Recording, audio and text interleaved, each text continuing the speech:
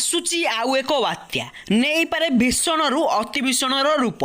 तो दर्शक बंधु आसतु यह भिडियो देखा जे क्यों क्यों जिले में बात्यार प्रभाव पड़ो ता सहित प्रबल अति प्रबल वर्षा हबार संभावना रही।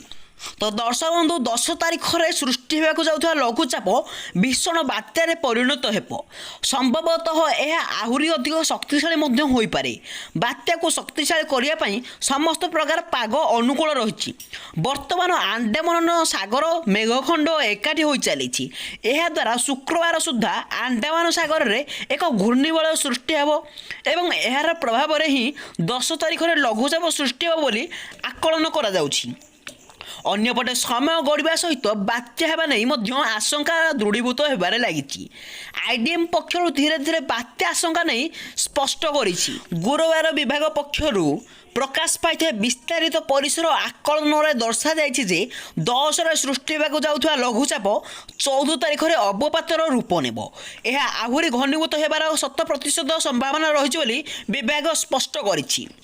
पाणीपाग केन्द्र पूर्व निर्देशक डॉक्टर शरद चंद्र साहू कहते जे बात्या हेबा एक प्रकार निश्चित।